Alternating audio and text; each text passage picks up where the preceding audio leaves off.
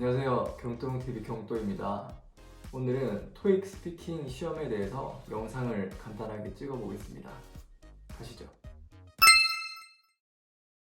공부했던 소요기간은 2주였어요. 저희 취업 준비는 아시다시피 이제 시간이 굉장히 빡빡하기 때문에 토익 스피킹에 할애할 수 있는 시간이 많지는 않았고, 공부 시간은 2주를 할애해서 저는 그냥 제가 원하던 만큼 레벨 6를 달성을 했습니다. 우선 제가 이 교재를 산 이유는, 이 책에 대해서 설명을 드리면, 그 책 제목은 28시간에 끝내는 토익 스피킹 스타트라는 책이고요. 보시는 바와 같이 시연스쿨 연구소에서 제작한 책입니다.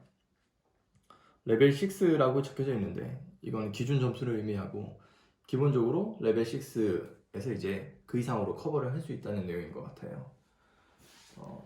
제가 이 책을 선택한 이유는 우선 두께도 그렇게 두껍지가 않고요. 그 다음에 28시간, 사실 이것보다는 더 걸립니다.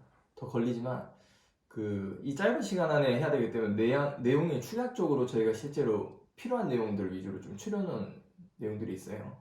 그래서 짧은 시간에 공부할 때 실제로 저희가 써먹을 만한 문구나 어휘, 단어들이 많이 포함되어 있기 때문에 좀 실용도가 높고요. 그리고 이제 처음에 이 기초서를 살까, 아예 이제 초보자들을 위한 기초서를 살까도 생각했지만, 이게 책이 좀 더 효율적이라고 생각을 했습니다.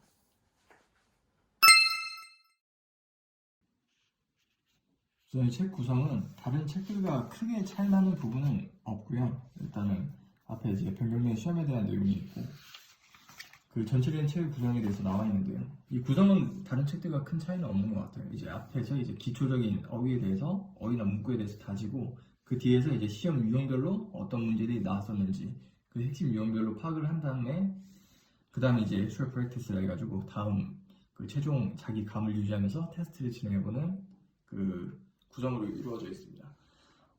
이 책에서 제가 이 책을 선택한 이유 중에 하나가, 같은 구성이어도 이제 레벨 6를 그 기준으로 하기 때문에 그 앞에서 이제 실제 저희가 짧은 시간에 필요한 어휘나 문구, 그 다음 팁들만 조금 추려서 해놓은 내용이 많아요. 그래서 이제 그런 부분에서 실제로 이것만 익혀서 가자라는 마인드로 좀 진행을 할 수가 있는 것 같아요. 그 다음에 공부 시간 분배는 저는 2주 기준으로 잡았다고 말씀드렸는데, 보통 레벨 파트 6로 구성되는 부분에서 저는 파트 1, 2, 3, 4까지는 어느 정도 간단하고 어느 정도 다른 사람과 실력 차이가 크게 안 난다 생각을 했기 때문에 하루에 한 파트씩 분배를 했어요. 그래서 이제 파트 4까지 한 4일, 또 좀 더 길게는 5일 정도 할애를 했고요.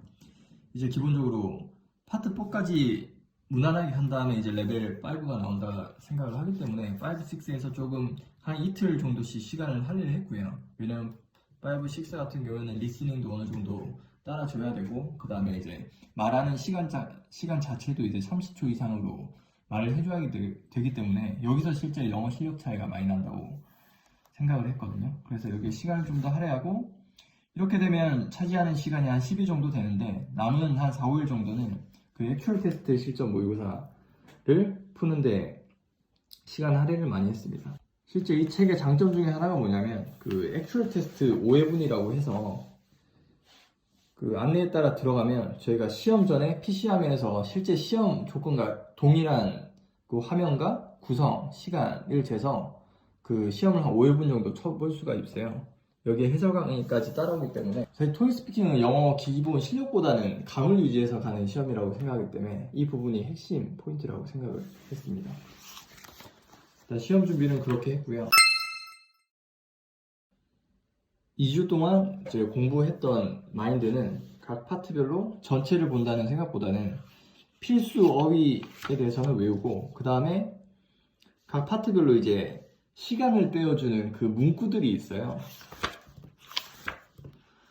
예를 들어 it seems to look like 같은 경우처럼 어떠한 상황에서도 앞에는 이런 걸 쓰고 그 뒤에 그 어떤 사진이 나오냐에 따라 맞춰 넣을 수 있는 그 요런 it seems like 그 뒤에 파트에 가면 요런 단어들이 좀 더 길어지거든요. 레벨 파트 6 같은 경우에 가게 되면